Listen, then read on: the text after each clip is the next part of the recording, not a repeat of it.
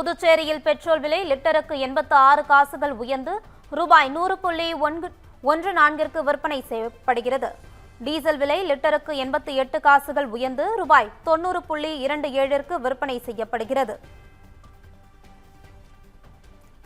Petrol diesel விலையை எண்ணெய் நிறுவனங்கள் மீண்டும் உயர்த்தியுள்ளது. இது குறித்த கூடுதல் தகவல்களை தருகிறார் நமது சிறப்பு செய்தியாளர் கிருபா. வணக்கம் கிருபா, விவரங்களை பதிவு செய்யலாம்.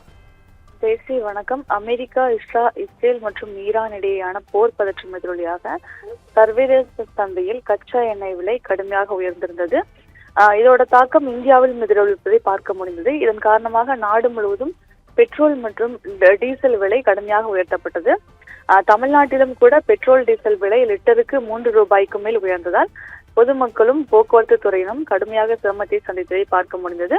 அதன்படி கடந்த 16ஆம் தேதி உயர்த்தப்பட்ட நிலவரத்தின்படி சென்னையில் 1 லிட்டர் பெட்ரோல் விலை 3.14 காசுகள் உயர்ந்து 103 ரூபாயாகவும், டீசல் விலை 3 காசுகள் உயர்ந்து 95 ரூபாயாகவும் விற்பனை செய்யப்பட்டு வந்தது.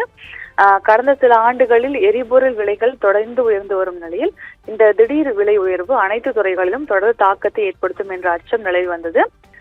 இந்த விலை உயர்வு காரணமாக சரக்கு போக்குவரத்து செலவுகள் அதிகரித்து அத்தியாவசிய பொருட்களின் விலைகளும் உயரக்கூடும் என பொருளாதார நிபுணர்கள் தொடர்ந்து எச்சரிக்கையானது விடுத்து வருகின்றனர்.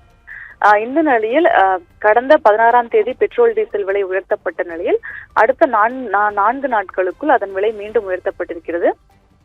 போர் பதற்றம், குறிப்பாக எரிபொருள் பற்றாக்குறை உள்ளிட்டவை காரணமாக இந்த பெட்ரோல் டீசல் விலையானது மீண்டும் உயர்த்தப்பட்டிருக்கிறது.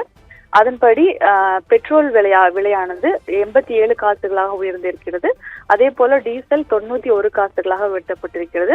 இதன்படி பார்த்தால் தற்போது சென்னையில் பெட்ரோல் விலை லிட்டருக்கு 104 ரூபாய் 49 காசுகளுக்கும், டீசல் விலை 96 ரூபாய் 11 காசுகளுக்கும் விற்பனை ஆகிறது.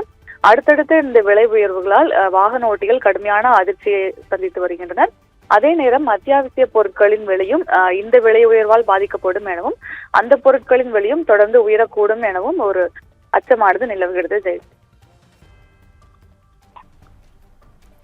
விவரங்களுக்கு நன்றி கிருபா.